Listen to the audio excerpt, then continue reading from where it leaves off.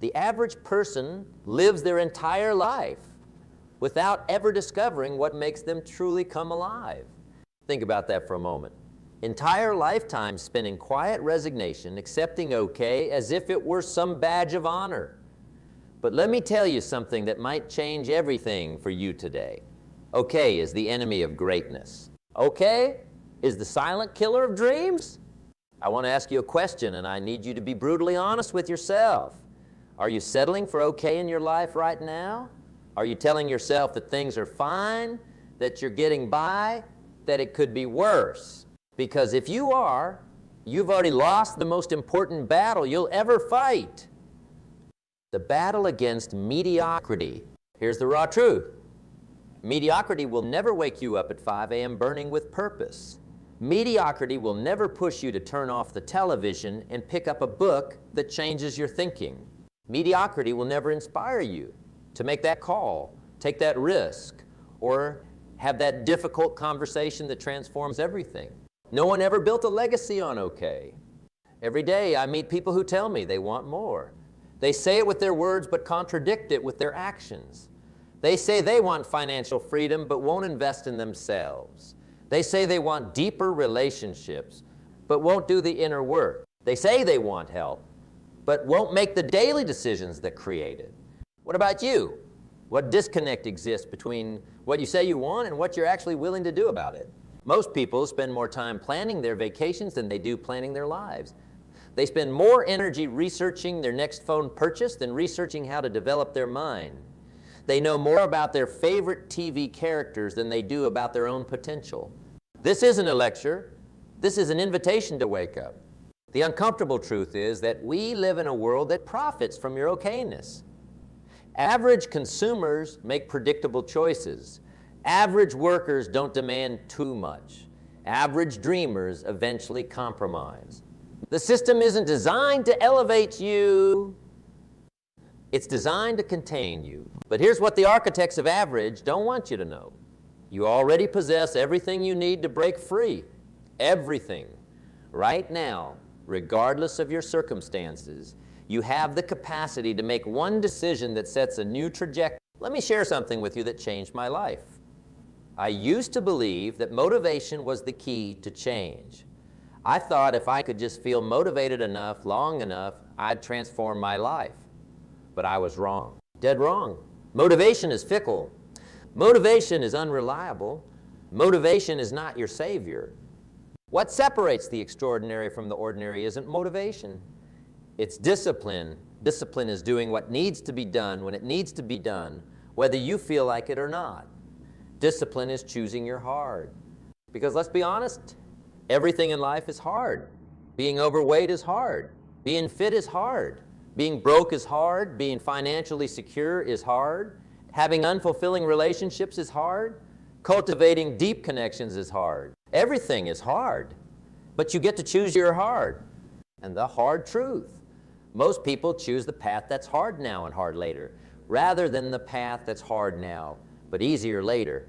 They choose the momentary comfort that creates long-term pain rather than the momentary discomfort that creates long-term freedom. What about you? Which heart are you choosing? I've spent decades studying the differences between those who achieve extraordinary results and those who remain stuck in the quicksand of mediocrity. And I can tell you with absolute certainty that the gap isn't talent. It isn't luck. It isn't resources. The gap is in how they think about themselves and what's possible for their lives. The gap is in the standards they set. The gap is in the questions they ask themselves daily. Average people ask, how can I get through this day? Extraordinary people ask, how can I use this day to move closer to my vision? Average people ask, why is this happening to me? Extraordinary people ask, what is this trying to teach me? Average people ask, what's the least I can do? Extraordinary people ask, what's the most I can become? The questions you habitually ask yourself determine the person you become. They shape your perceptions, your decisions, and ultimately, your destiny. So let me ask you, what questions are running your life right now?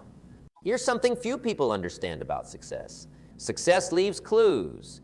The extraordinary achievers in every field aren't operating on privileged information.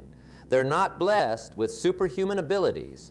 They've simply discovered, applied, and refined fundamental principles that work. The first principle is this: you must take full, complete, and total responsibility for everything in your life, everything. Your health, your relationships, your finances, your emotions, your career, all of it. This isn't popular advice. We live in a culture that celebrates victimhood, that encourages blame, that offers 1,000 excuses for why you haven't yet become what you're capable of becoming. But the very moment, you shift from an external locus of control to an internal one, everything changes. When you truly deeply accept that you are the author of your life story, you suddenly realize you can write the next chapter any way you choose. This isn't positive thinking. This is accurate thinking. This is seeing reality as it actually is, not as you wish it were or fear it might. The second principle is equally important. You must invest in yourself relentlessly. Your greatest asset isn't your house, your car, or your retirement account. Your greatest asset is your mind and your capacity to grow. Most people will spend $30,000 on a car without blinking, but hesitate to spend $300 on a course that could transform their thinking. They'll spend 20 hours a week watching television, but can't find 20 minutes a day to read something that elevates their understanding. They'll dedicate years to a career they dislike, but won't dedicate a weekend to discovering what they truly... How are you investing in yourself? What books are you reading? What skills are you developing? What conversations are you having? What ideas are you exploring? What limits are you pushing? The quality of your life will never exceed the quality of your personal growth. Never. It's a law as predictable as gravity. The third principle cuts to the cause. You must align your daily actions with your highest values. Many people can tell you what they value: a family, health, freedom, contribution. But if you followed them around for a week, their calendar and their bank statement would tell a very different story. There's a word for this misalignment between what we say matters and how we actually live. That word is suffering. All suffering comes from this gap between our values and our behaviors. If you value health, but live on fast food, no exercise, you will suffer. If you value authentic connection, but spend your evenings scrolling through social media, you will suffer. If you value growth, but consume mindless entertainment instead of educational content, you will suffer. If you value financial security, but spend more than you earn, you will suffer. The antidote to this suffering isn't changing your values. It's changing your behaviors to align with them. It's closing the gap between what you say matters and what you actually do. But this brings us to a fundamental question. Why don't we do what we know we should do? Why do we sabotage our own success? Why do we repeat patterns that keep us stuck? The answer lies in how we see ourselves. Your self-image, the identity you've constructed about who you are and what you're capable of, is the invisible governor of your potential. You will never outperform your self-image. Never. You will find a way, consciously or unconsciously, to remain consistent with how you see yourself. If you see yourself as someone who tries diets but never sticks with them, guess what will happen when you try another diet? If you see yourself as someone who isn't good with money, guess what financial decisions you'll make? If you see yourself as someone who always ends up in bad relationships, guess what patterns you'll repeat? This is why so many people can achieve temporary results but can't sustain them. Their actions have changed, but their identity hasn't. And identity always wins. The good news? Your identity isn't fixed. It's created, it's learned. And anything that's learned can be unlearned. Anything that's constructed can be reconstructed. The first step in transforming your identity is becoming aware of the stories you tell yourself. We all have narratives running in our minds about who we are, what we're capable of, and what's possible for us. Most of these stories were written by other people, parents, teachers, peers, society, or by our own misinterpretations of past experiences. What stories are you telling yourself? Complete these sentences honestly. I'm the kind of person who, I could never, I always, people like me don't. Your answers reveal the invisible boundaries you've placed on your life. But here's the liberating truth. These boundaries exist only in your mind. They feel real, but they're not. They're constructs, and you can deconstruct them. The second step is making a conscious decision about who you want to become. Not just what you want to achieve or have, but who you want to be. This is the most powerful creative act you'll ever engage in. You are deciding on purpose who you will become rather than letting circumstances and other people decide for you. Who do you want to be? What qualities do you want to embody? What contribution do you want to make? What legacy do you want to leave? These aren't lightweight questions. These are the questions that, when answered deliberately, set a new standard for your life. They create a North Star that guides every decision, every action, every reaction. The third step is acting in alignment with this new identity before you feel ready, before you see evidence, before you get validation. This is the courage part of the equation. This is where you must be willing to feel uncomfortable, to risk being wrong, to face potential failure. Most people wait to feel different before they act different. But that's backward. You must act different to feel different. You must behave your way into a new way of thinking, not think your way into a new way of behaving. If you want to be confident, act confidently. If you want to be disciplined, act with discipline. If you want it to be generous, act with generosity. If you want to be successful, act as if success is inevitable. Does this feel fake at first? Absolutely. Every new behavior feels unnatural until it becomes habitual. But here's what most people miss. Acting as if isn't about pretending. It's about practicing. It's about building new neural pathways. It's about becoming through doing. The fourth step, and this is where most transformation attempts fail, is surrounding yourself with people who reflect your desired identity, not your current one. You will inevitably become the average of the 5 people you spend the most time with. Their beliefs become your beliefs. Their standards become your standards. Their expectations become your expectations. Look around you right now. Who are spending your precious time with? What conversations are you having regularly? What behaviors are being normalized in your environment? What dreams are being encouraged or discouraged? If the people closest to you aren't pulling you up, they're pulling you down. There is no neutral influence. None. I've met countless individuals with tremendous potential who remain trapped in mediocrity because they fear outgrowing their circle. They dim their light to make others comfortable. They downplay their ambitions to avoid making waves. They settle for less than they're capable of because excellence would disrupt the equilibrium of their relationships. Are you doing this? Are you compromising your greatness to maintain relationships with people who are comfortable with average? This isn't about abandoning people you care about. It's about being honest about the influence they have on your standards, your beliefs, and your actions.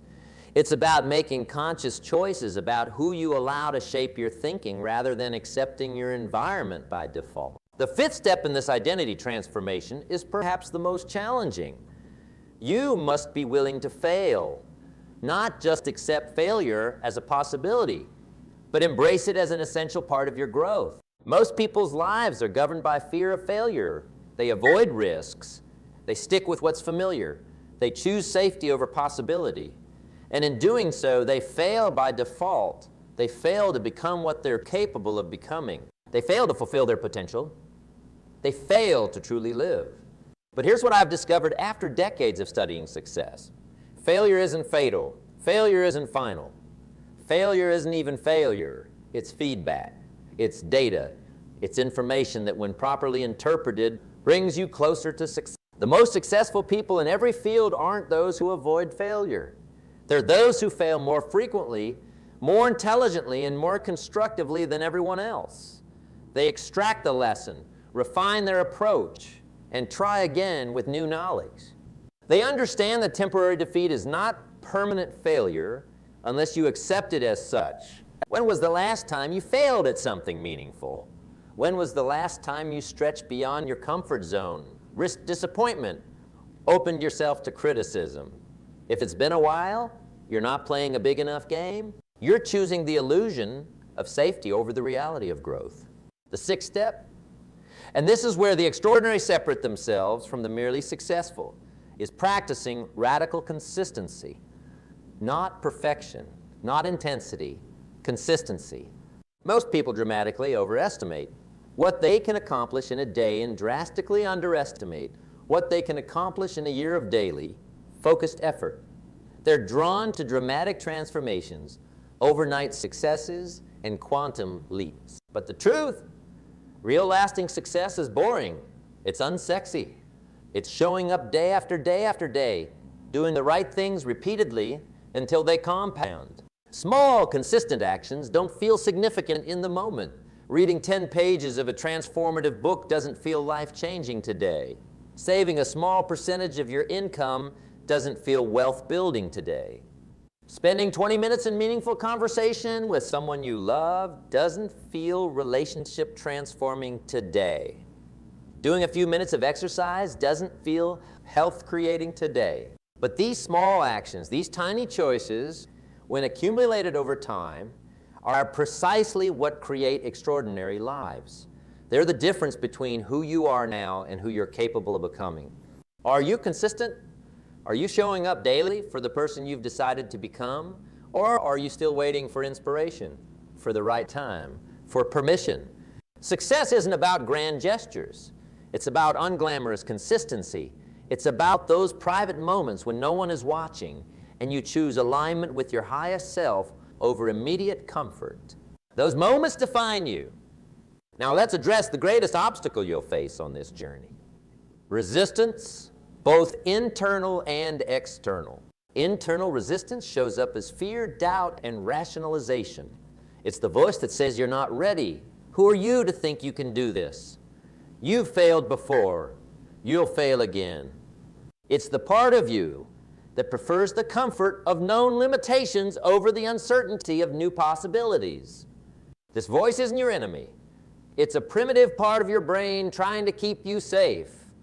But in today's world, safety is often the riskiest strategy.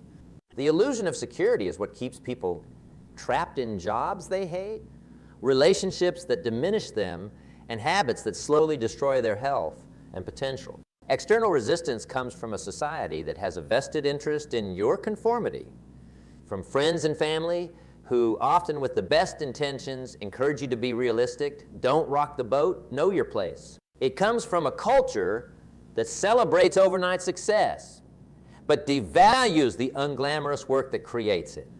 Both forms of resistance must be recognized for what they are, tests of your commitment.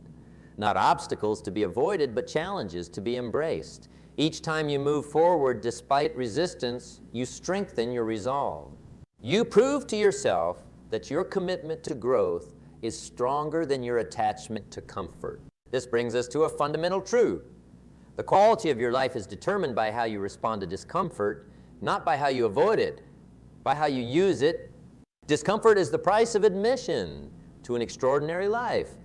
The successful don't experience less fear, less doubt, less uncertainty. They've just developed a different relationship with these emotions.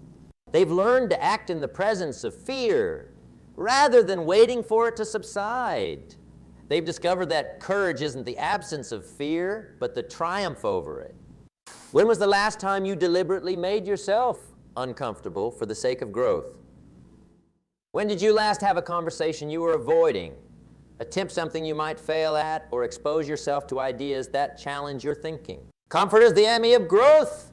Always has been, always will be. If you're comfortable in every area of your life right now, you're not growing. You're stagnating. And what doesn't grow? But transforming your life isn't just about what you do. It's about what you stop doing. It's about what you say no to. It's about what you eliminate. Most people's lives are cluttered with activities, commitments, and relationships that don't serve their highest vision. They say yes to things out of obligation, habit, or fear of missing out. They fill their days with busyness rather than effectiveness. They major in minor things. What about you? What are you currently giving time and energy to that isn't aligned with who you're becoming, what relationships are draining rather than fueling you? What commitments have you outgrown? What habits are keeping you tethered to your past self? Elimination isn't negative, it's essential. Every no to something misaligned is a yes to something aligned. Every distraction you remove creates space for focus. Every toxic relationship you release makes room for nourishing ones. Every outdated commitment you let go of frees up energy for new growth. The most successful people are ruthlessly protective of their time, their energy, and their focus, not because these resources are scarce, but because they're precious. They understand that what you allow into your life sends a powerful message about what you believe you deserve. What message are you sending yourself right now? This journey of transformation isn't linear. It isn't without setbacks. It isn't always visible to others, but it's the most important work you'll ever do, because when you transform yourself, you transform everything. Your relationships improve not because others change, but because you bring a different energy, a different perspective, a different level of emotional maturity. Your career advances, not just because you gain new skills, but because you develop new ways of thinking, new standards of excellence, new levels of contribution. Your health transforms not just because you change what you eat or how you move, but because you develop a fundamentally different relationship with your body and what it deserves. Everything external flows from internal change. Everything. But here's where many people go wrong. They try to change their lives without changing their beliefs. They try new actions while carrying old thinking. They set new goals while maintaining old identities. And then they wonder why they can't sustain progress. Your beliefs create your reality in two powerful ways. First, they determine what actions you'll take. If you believe success is possible for you, you'll take actions aligned with that belief. If you secretly believe it's not, you'll engage in subtle self-sabotage or simply fail to take the necessary actions consistently. Second, your beliefs determine what you'll notice and what you'll miss. Our brains are bombarded with millions of bits of information every second, but can only process a tiny fraction. What determines which information gets through? Your beliefs. Your brain will selectively find evidence that confirms what you already believe to be true. If you believe opportunities are scarce, you'll notice every closed door and miss the open ones. If you believe people can't be trusted, you'll notice every betrayal and dismiss acts of loyalty. If you believe you're not enough, you'll focus on every criticism and discount every compliment. If you believe success is possible, you'll spot openings others miss and learn lessons from situations others call failures. Your beliefs aren't just thoughts. They're the operating system of your life. And like any operating system, they can be upgraded. How? Through conscious choice, through immersion in new environments, through rigorous questioning of assumptions, and most powerfully, through new actions that challenge old beliefs. When you act in ways inconsistent with limiting beliefs, you create cognitive dissonance. Your mind must resolve the conflict between your actions and your beliefs. And often, it's easier to update the belief than to deny the new evidence your actions are creating. This is why action must precede motivation. This is why you must act your way into new thinking rather than think your way into new action. This is why fake it till you make it contains more wisdom than most people realize. You're not faking, you're becoming through deliberate practice. That transformed my own life. Emotions follow behavior, not the other way around. If you wait until you feel motivated to act, you might wait forever. But when you act as if you're motivated, the emotion often follows the behavior. If you want to feel more confident, take actions a confident person would take. If you want to feel more disciplined, make the choices a disciplined person would make.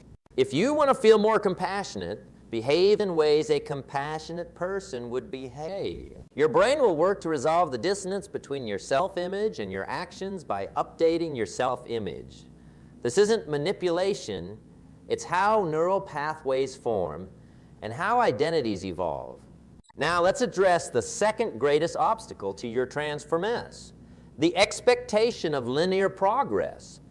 Most people give up on their goals, their dreams, their evolution because they don't understand the true pattern of growth. Real growth isn't linear.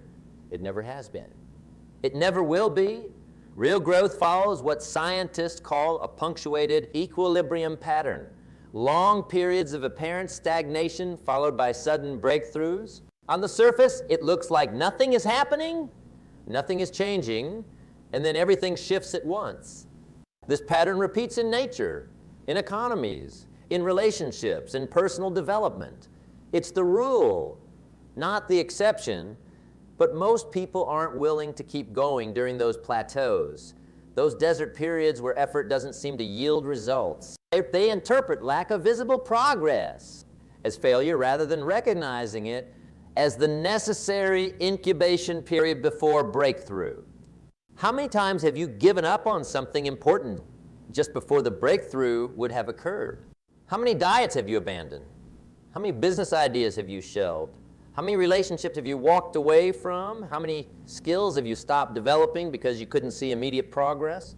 The most successful people in every field share one trait. They're willing to keep going when others quit. Not out of blind stubbornness, but out of deep understanding that breakthroughs require foundation building that isn't always visible. They trust the process. They focus on the leading indicators, the daily actions, the small improvements, the subtle shifts in thinking, rather than obsessing over lagging indicators like visible results. Are you trusting the process in your own growth, or are you still demanding immediate evidence before you'll fully commit? This brings us to a core principle of lasting transformation. You must find joy in the journey, not just the destination. If you can only be happy once you've reached your goal, you've created a recipe for misery. Because the truth is, once you reach any goal worth achieving, you'll immediately set a new one. That's the nature of growth. If your happiness depends on arriving, you'll spend most of your life in frustration. But when you learn to find fulfillment in the process itself, in the daily disciplines, in the small wins, in the lessons extracted from setbacks, in the person you're becoming, you create a sustainable path to both achievement and joy. The best way to ensure you never reach your destination is to make yourself miserable along the path. The best way to ensure you do is to find meaning in each step. This doesn't mean you ignore results. It doesn't mean you pretend setbacks don't matter. It means you develop a more sophisticated relationship with both progress and challenge, seeing them not as endpoints, but as information that refines your approach. Let me tell you about two kinds of pain. There's the pain of discipline and the pain of regret. The pain of discipline weighs ounces. The pain of regret weighs tons. Every day, you choose which pain you'll carry. Every single day. When you choose the pain of discipline, the discomfort of getting up early, of saying no to instant gratification, of pushing through resistance, of facing fears. You're choosing a weight you can manage, a burden that actually strengthens you as you carry it. But when you avoid that discomfort, when you choose momentary ease over growth, you're not escaping pain. You're just trading it for a heavier version that comes later, the pain of regret, the pain of looking back at opportunities missed, potential unfulfilled, dreams abandoned. Which pain are you choosing today? The extraordinary life, the life that calls to you in quiet moments, isn't found in avoiding discomfort. It's found in embracing the right kinds of discomfort, the growing pains that expand your capacity, your courage, and your consciousness. This is the fundamental shift in thinking that separates the exceptional from the ordinary. Discomfort is not something to be avoided, but something to be selected wisely. Not all discomfort leads to growth, but all growth requires discomfort. The question isn't whether you'll experience discomfort. That's guaranteed. The question is whether you'll choose discomfort that serves your evolution or accept the discomfort that comes from staying the same while watching others fulfill their potential. You already know which choice leads where. You've seen both paths play out in your own life and in the lives of others. You've experienced the satisfaction that comes from pushing through resistance and the disappointment that comes from giving into it. So what stops you? What keeps you trapped in? Okay, when extraordinary is within reach? For most, it's simple A, that convince themselves that their circumstances determine their destiny. They believe they're products of their past rather than creators of their future. They attribute others' success to advantages they don't have rather than decisions they haven't made. This belief that your current conditions dictate your possibilities is the most dangerous lie you can tell yourself. It's dangerous because it seems reasonable. It seems prudent. It seems like wisdom rather than what it actually is, a prison built by your own mind. Your circumstances are real. Your limitations are real. Your challenges are real, but they are not final unless you decide they are. They are not definitive unless you accept them as such. They are not permanent unless you stop growing. The defining factor in your life isn't what happens to you. It's how you respond to what happens.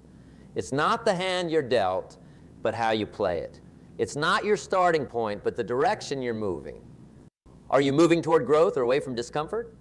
Toward contribution or away from risk? Toward your highest vision or away from potential disappointment? The direction matters more than the distance. The trajectory matters more than the territory. This is why seemingly small decisions matter immensely. Each choice you make is less about that specific situation and more about the direction it points you toward. Each action you take is less about its immediate result and more about the person it's shaping you into, the life you desire. The truly extraordinary life you're capable of creating becomes inevitable when you align your daily actions with your highest aspirations. Not occasionally, not when it's convenient, not when you feel inspired, but consistently, especially when it's difficult. This is where character is formed. This is where destiny is determined. This is where average and extraordinary divide. Average sees obstacles and stops. Extraordinary sees obstacles and finds a way through, around, or over them. Average waits for conditions to improve. Extraordinary improves the conditions through persistent action. Average blames circumstances for failures. Extraordinary takes responsibility and adjusts the approach. Average seeks comfort. Extraordinary seeks growth. The question facing you isn't whether you can create an extraordinary life. You can. The question is whether you will make the difficult choices that extraordinary requires. Will you set standards that make others uncomfortable? Will you invest in yourself when the return isn't guaranteed? Till press, will you keep going when progress isn't visible? Will you face the fears that have governed your choices? Will you say no to good to make room for great? Will you release the identity that's keeping you small? These aren't hypothetical questions. They're the decisions that shape destinies. And here's what you must understand.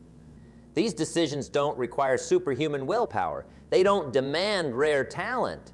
They don't need perfect conditions. They simply require clarity about what you truly want and courage to take the first step, even when that step feels inadequate compared to the distance you need to travel. Remember this, the path to extraordinary begins with the destruction of okay. It starts when you refuse to settle, when you reject the narrative that your dreams are unrealistic, when you decide that your potential matters more than your comfort. This destruction isn't negative. It's the most positive step you can take, because only by dismantling the limiting beliefs, the self-imposed restrictions, and the artificial barriers you've accepted can you create space for something magnificent to emerge. You are not meant for mediocrity. You are not designed for average. You are not built for okay. You are meant for greatness. Not in some grandiose, ego-driven sense, but in the profound sense of fully expressing your unique gifts, fully developing your potential, fully engaging with the miracle of your existence. This is your birthright. This is your responsibility. This is your opportunity. The moment of transformation isn't some distant event. It isn't contingent on circumstances aligning perfectly. It's available to you now in this moment through one decision. The decision to raise your standards and never look back. Destroy the okay you. Become unstoppable. The choice is yours. It always has been.